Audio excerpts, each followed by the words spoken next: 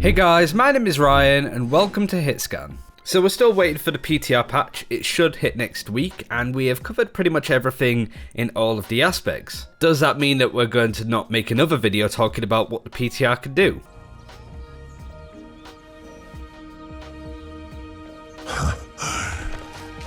No. We've had a lot of focus on the tanks and even the DPS, but I feel like we haven't really touched on the supports in exquisite detail. We spoke about them in the winners and losers video, but I haven't seen anybody mention the others. Oh god damn it, Stylosa. Okay, so we're not necessarily just going to talk about the support meta as a whole, but I did want to talk about Baptiste. Specifically, a buff that just made no sense in hindsight, and it really does confuse me why Blizzard did things the way that they did. Because Baptiste could and most likely is going to be very top tier. And how Blizzard didn't see this coming is beyond me, or maybe they did and they didn't say anything. It makes no sense. The buff was that his biotic launcher, his primary fire, his damage dealer, you have less recovery between the shots, meaning that you fire faster, you don't have random spread anymore, so if you click on a head, it hits the head, and damage fall off range has been increased up to 25 meters from 20. That buff was added straight into the game, not on the PTR, which is weird in itself, but then of course we have the PTR patch that we're currently waiting for that has some pretty significant nerfs to barriers. Both of these changes together make no sense, and it really does propel Baptiste into the stratosphere. People love using the term power creep, but this is like power surge at this point. It's ridiculous how good Baptiste is going to be. But we really needed to talk about Baptiste live before this buff was added in to show us exactly why it's the most bizarre decision I've ever seen Blizzard make, and it could be just downright dangerous for the game. Before the PTR and the patch that brought in a instant Baptiste buff, Baptiste was one of the weakest supports in the double barrier meta, specifically the double barrier meta, which was probably one of the reasons why Blizzard wanted to buff him. That makes sense. He was the worst performing, probably had the lowest win rate and play rate, so he was in need of a buff in some capacity. That makes sense. And like I said, the double barrier meta, this was due to his damage and healing not really being enough to break barriers in a similar way that Anna struggles to get past a Sigma that could just shut her out. It's a similar sort of thing. And Moira and Lucia were a lot better, so they were played a lot more. If we're going over to overbuff, you can see exactly the overtime that we're in this double barrier meta, which started in about the start of September when Rollock was added in. You can see his pick rate dropping down from about 3% all the way down to 2.10. Not a huge drop, but he's not played in comparison to some of the other supports. The buff that we just mentioned, with his damage increase, was added in November, and you can see exactly when it hits due to the popularity spiking. It's even now consistently high across all of the tiers in a meta that doesn't currently favour him. So this buff actually did a lot for him. And this buff in a vacuum was actually really good, and Blizzard did a good job in just giving a surge to his pick rate that he's played consistently. I'm only in Diamond at the moment, but I'm still seeing a lot of Baptiste and also playing a lot of Baptiste myself. I have a long way to go before I'd consider myself decent at him, but you could play him and still do quite a lot, even in a meta that's pretty much against him. But then, of course, we got the PTR nerfs to everybody's barriers, specifically Orisa and Sigma's, and that's slightly the weird thing about this. Both of these changes together don't make sense, and it's made an overall bizarre situation. The first reason is why buff Baptiste when barrier nerfs are coming. Blizzard are like 3 to 4 months ahead with balance changes in their own internal testing as they are to us, meaning that right now Blizzard are probably playing with a new hero in the game, some other drastic changes to other heroes that they're planning to buff or nerf in the future. They are not playing the same game that we are, because they're testing stuff out, making sure it's okay. So they knew that these barrier nerfs were coming, and they mentioned that at BlizzCon as well, that it's going to be a PTR patch soon. Yet they still instantly decided to buff Baptiste onto the live server. Like I said, the buff on his own made sense because Baptiste needed some form of positive change because he wasn't very good. That makes sense, and Blizzard sort of dealt with that. But buffing him and nerfing his counters and how barriers work makes him too strong, and there's very much a clear example of this. Baptiste was bad in the double barrier meta. Remember, I really emphasised that. But in previous metas, especially in Stage 4 of the Overwatch League, where Rollock was added in but Sigma wasn't in the game yet, we had this meta that had less barriers. It was Orisa Roadhog or Orisa D.Va the majority of the time, and in this meta when there was only one barrier, Baptiste was actually very good and the choice pick for the main support on maps that weren't like Control. Teams are running Orisa Roadhog, Mei Hanzo, Zenyatta and Baptiste.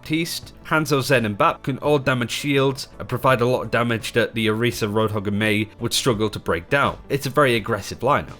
Going back to August, when Stage 4 happened, you can see Baptiste's pick rate across all of the tiers rising in this period, and people were like, actually, Baptiste is very good in this meta, people should play him. It was only until Sigma was added into the game that this rise started to stop. And bearing in mind that in this period, the stats of the beta Rollock season aren't there, so this lip that we're seeing, this incline, might be a lot steeper than it may even look.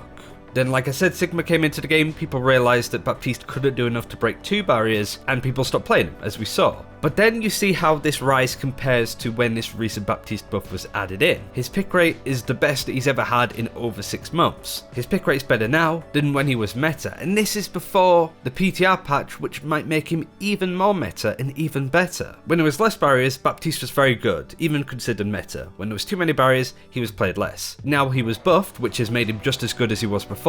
We're expected to go back to a meta similar to the Stage 4 one, with heroes like Hanzo, Zenyatta and Baptiste looking to be just as good now as they were before. But like I said, with this Baptiste buff, it just becomes a bit crazy. So it would have been safe to assume that if Baptiste wasn't to be buffed, his pick rate would go back to being good because he was meta again. So adding a buff on top of that seems excessive, and I don't know why Blizzard decided to do that. The second weird thing about this is that they put that Baptiste buff straight to live. It wasn't on the PTR, it went straight into the game, meaning that Blizzard were either very comfortable with adding such a strong change into the game instantly, or it was like an emergency hotfix that they wanted to add into the game, both of which don't fill me with much confidence. And considering that we all know Blizzard has a reputation of being very slow to update the game, instantly hotfixing Baptiste and Torbjorn was very weird. Why is this weird? Well, why couldn't these changes wait and go in with the barrier nerfs? Or hit the PTR at the same time? At least then it would seem like there's a consistent and common trend that Blizzard want to do. Okay, they're nerfing barriers, they're making Baptiste stronger, they want Baptiste to be better. But it feels like these two changes, the PTR and the Baptiste buff, are very disconnected with one another. And it makes it feel like either Blizzard forgot that the barrier nerfs were coming, or that they severely underestimated how strong Baptiste could be with both of these changes put together. Second is that if these Baptiste changes were play tested by the community alongside the barrier nerfs, that they could turn around and say, yep, Baptiste is far too strong in this current situation. In a similar sense to how Moira had the ability to fade out of charges and stuns and all that stuff, the community were like, this is too strong, and Blizzard agreed. This is similar to that, I feel. But most people accepted that Baptiste wasn't in a bad spot because he was a bad hero or undertuned. They accepted that Baptiste was in a bad spot because he just wasn't in the meta,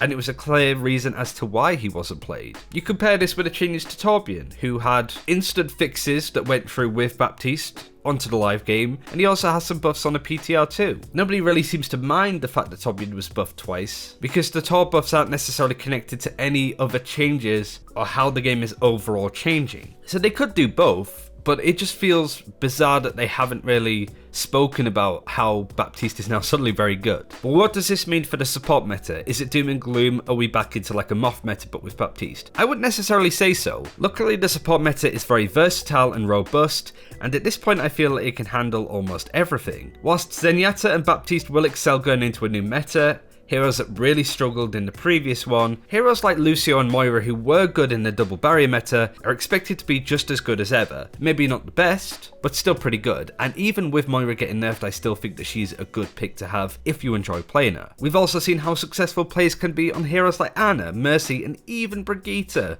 in this current meta, meaning that whilst there are better options to run if you want to play optimal instead of viable, you can still play whatever heroes you want and still have impact.